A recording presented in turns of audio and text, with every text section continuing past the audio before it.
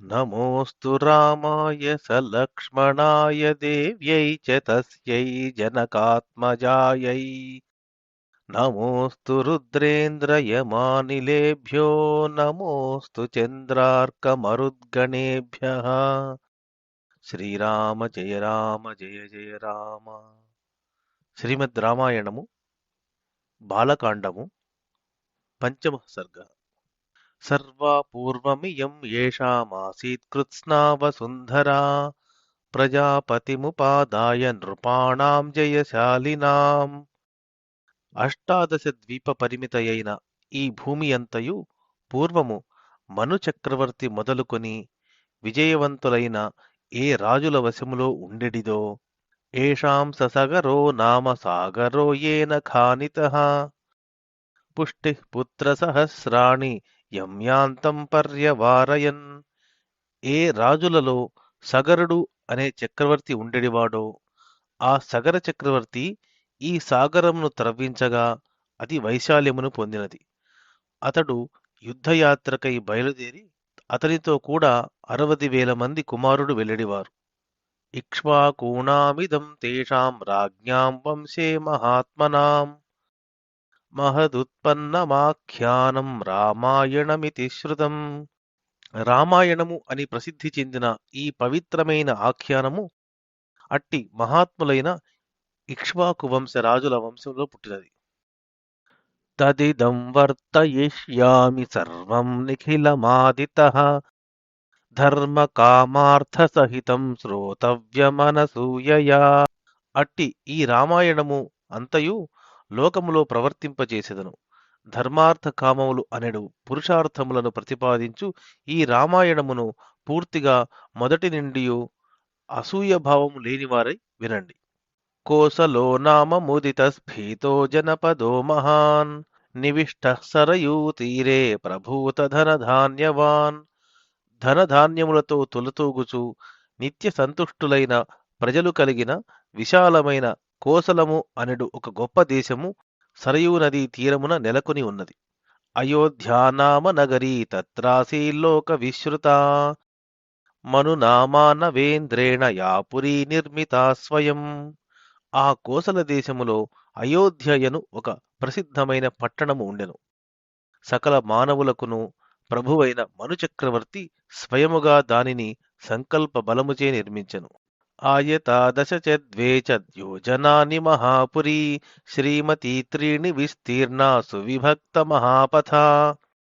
చక్కగా ఏర్పరచబడిన విశాలములైన మార్గములతో శోభాయుతముగా ఉన్న ఆ అయోధ్యా నగరము 12 యోజనముల పొడవు 3 యోజనముల వెడల్పు కలదై ఉండెను. రాజమార్గేణ మహతా సువిభక్తేన శోభితా ముక్త పుష్పావకీర్ణేన జలసిక్తేన నిత్యశః.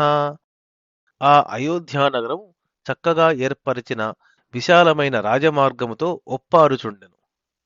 దాని ఎంతటను పుష్పములు చల్లుచుండెడివారు, నిత్యము నీరు చల్లి తడుపుతుండెడివారు. తాంతు రాజా దశరథో మహారాష్ట్ర వివర్ధనః పురీమావాసయామాస దివం దేవపతిర్యథా. విశాలమైన రాజ్యమును పరిపాలించిన సమర్థుడైన దశరథుడు అను రాజు దేవేంద్రుడు స్వర్గంలో నివసించినట్లు ఆ పట్టణంలో నివసించెను. కవాటతోరణవతీం సువిభక్తాంతరాపణాం సర్వయంత్రాయుధమతీముపేతాం సర్వశిల్పిభిః. ఆ అయోధ్యానగరమునకు వెలుపల ఉన్న తలుపులను దారుబంధములను చాలా దృఢమైనవి. అంగడి వీధులన్నీయు మధ్యలో చక్కగా తీర్చిదిద్దబడి ఉన్నవి. అచ్చటచ్చట అనేక విధములైన యంత్రములను ఆయుధములను నెలకొల్పి ఉన్నవి. ఎందరో శిల్పులు ఈ నగరములో నివసించుచుండిరి. సూతమాగధ సంబాంధాం శ్రీమతీమతుల ప్రభాం ఉచ్చాట్టాలధ్వజవతీం శతఘ్నీశత సంకులాం. ఆ నగరమందు ఎందరో సూతులును మాగధులును నివసించుచుండిరి. అది అత్యధిక సమృద్ధితో సాటిలేని శోభతో ప్రకాశించుచుండెను. ఇందలి కోట బురుజులను ధ్వజములను చాలా ఉన్నతముగా ఉండెను. వందలాది శతఘ్నులు అక్కడక్కడ అమర్చబడి ఉండెను. వధూనాటక సంఘైశ్చ సంయుక్తాం సర్వతః పురీం జ్ఞానాం రవణోపేతాం మహతీం సాలమేఖలాం. ఆ నగరములో ఎన్నియో నటీ నట సంఘములుండెడివి. నలువైపులా శాఖా నగరములుండెను. అచ్చటచ్చట ఉద్యానవనములను మామిడి తోపులను ఉండెను. అతి విశాలమైన ఈ నగరము చుట్టూను ఉన్నతమైన ప్రాకారము దీనికి వడ్డాణము వలె ఉండెను. దుర్గ గంభీర పరిఖాం దుర్గామన్యైర్దురాసదాం వాజివారణ సంపూర్ణాం గోభిరుష్ట్రైః కరస్థదా. ఆ నగరము చుట్టూను ప్రవేశింపశక్యము కాని అగాధమైన అగడ్త ఉండెను. ఎవ్వరునూ ఆ నగరములో ప్రవేశించి దానిని ఆక్రమింపజాలరు. అది గుర్రములు, ఏనుగులు, గోవులు, ఒంటెలు, గాడిదలు మొదలైన వాటితో నిండియుండెను. సామంతరాజ సంఘైశ్చ బలికర్మభిరావృతాం నానా దేశ నివాసైశ్చ వణిగ్భిర్రుపశోభితాం. ఆ నగరము కప్పము కట్టుటకై వచ్చిన సామంతరాజుల చేతను నానా దేశముల నుండి వచ్చిన వర్తకుల చేతను వ్యాప్తమైయుండెడిది. ప్రాసాదైరత్న వికృతైః పర్వతైరుపశోభితాం కూటాగారైశ్చ సంపూర్ణామింద్రస్యేవామరావతీం. ఆ నగరము రత్నములతో అలంకరించబడిన రాజగృహములతోడను క్రీడా పర్వతములతోడను ప్రకాశించుచుండెను. మేడలపై కట్టిన మేడలతో నిండి ఇంద్రుని రాజధానియగు అమరావతి వలె ఉండెను. చిత్రామష్టాపదాకారాం వరనారీగణైర్యుతాం సర్వరత్న సమాకీర్ణాం విమానగృహ శోభితాం. జూదమాడు పీట వంటి ఆకారము గల ఆ నగరము చాలా ఆశ్చర్యజనకమై సుందరులగు స్త్రీలతో నిండి ఉండెను. అన్ని విధములైన రత్నములను అచ్చట ఉండెను. ఏడంతస్తుల విశాల భవనములతో ప్రకాశించుచుండెను. గృహగాఢామ విచ్ఛిద్రాం సమభూమౌ నివేశితాం శాలితండుల సంపూర్ణామిక్షుకాండర సోదకాం.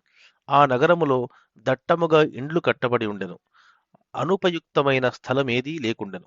అది మిట్టపల్లములు లేని భూమిపై నిర్మింపబడెను. వరిబియ్యము సమృద్ధిగా లభించుచుండెడిది. ఉదకము చెరుకు రసము వలె మధురముగా ఉండెను.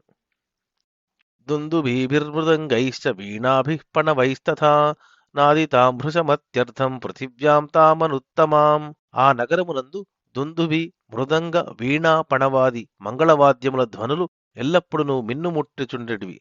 భూమిలో దీనికంటే ఉత్తమమైన పట్టణం మరొకటి లేదు. విమానమివ సిద్ధానాం తపసాధిగతం దివి సునివేశిత వేశ్మాంతాం నరోత్తమ సమావృతాం. సిద్ధులు తపశ్శక్తిచే స్వర్గమునందు నిర్మించుకొనిన విమానము వలె ఉన్న ఆ అయోధ్యలో గృహములు బారులు తీరి చక్కగా నిర్మింపబడినవి. ఉత్తమములైన మనుష్యులు అచ్చట నివసించడివారు.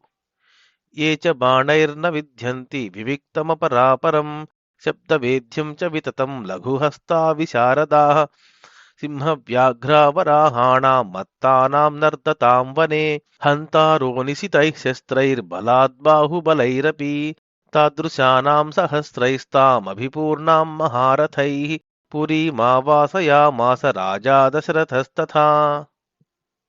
ఆ నగరములో వేల కొలది మహారథులైన వీరులుండెడివారు.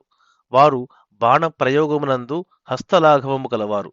ఒంటరిగా ఉన్నవానిని, తండ్రిగాని కుమారుడుగాని లేనివారిని, శబ్దము పట్టి కొట్టుటకు వీలుగా ఉన్నవారిని, పారిపోవుచున్న వారిని ఎన్నడూ బాణములతో కొట్టడివారు కారు. మదించి వనములలో గర్జించుచున్న సింహ, వ్యాఘ్ర, వరాహాది క్రూర మృగములను తీక్ష్ణములైన ఆయుధముల చేతగాని, ఆయుధములు లేకుండా కేవలము బాహుబలము చేతగాని చంపెడివారు. అట్టి అయోధ్యానగరమును దశరథ మహారాజు నివాసముగా చేసుకుని రాజ్యము పరిపాలించెను. తామగ్నిమద్భిర్గుణవద్భిరావృతాం ద్విజోత్తమైర్వేద షడంగపారగైః సహస్రదైః సత్యరథైర్మహాత్మభిః మహర్షికల్పైర్షిభిశ్చ కేవలైః.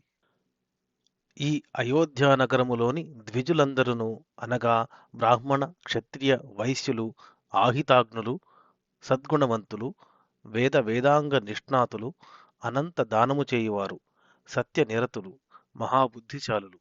వీరిలో కొందరు మహర్షుల వంటి వారై ఉండగా మరికొందరు సాక్షాత్తు ఋషులే. ఇత్యార్షే శ్రీమద్ రామాయణే ఆదికావ్యే బాలకాండే పంచమః సర్గః. మంగళం కోసలేంద్రాయ మహనీయ గుణాత్మనే చక్రవర్తి తనూజాయ సార్వభౌమాయ మంగళం. శ్రీరామ జయ రామ జయ జయ రామ.